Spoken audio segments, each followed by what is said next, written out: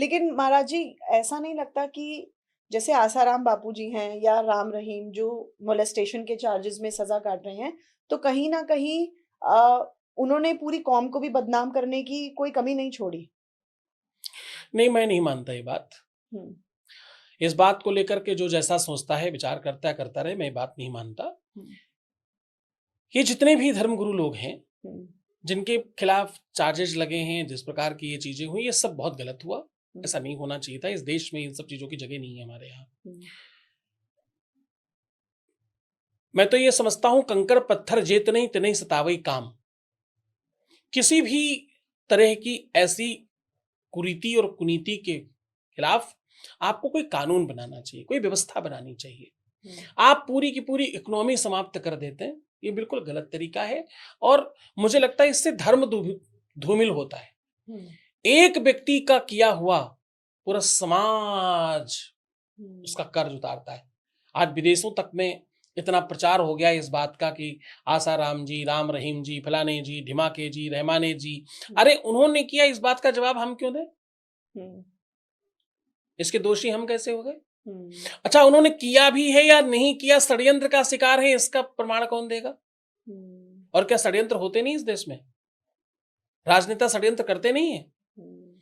इस देश का इतिहास है, जो भी साधु, जो भी महात्मा, जो भी गुरु ज्यादा बड़ा हो गया, वो थोड़े दिनों के बाद शिकार हो गया किसी न किसी का।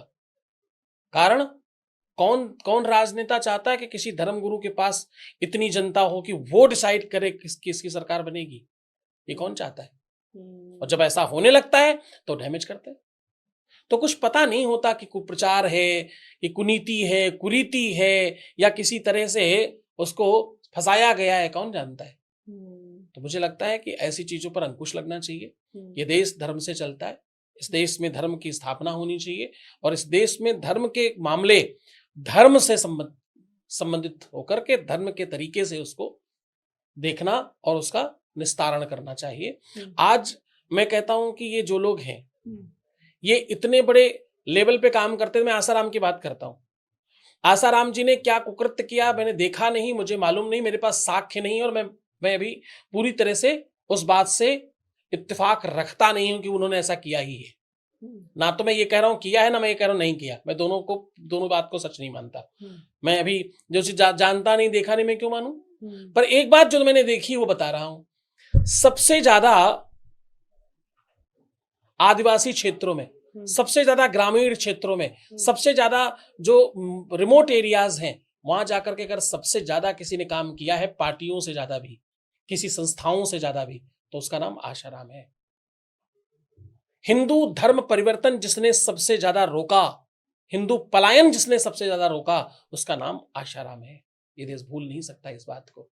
तो मैं किसी की कवायद नहीं कर रहा हूं, मैं किसी का वकील नहीं हूं। आसाराम जी ने अगर गलत किया तो डेफिनेटली उनको सजा मिलनी चाहिए, उनको मौत दे देनी चाहिए, उनको अब तक मार देना चाहिए था, उनको फांसी दे देनी चाहिए थी।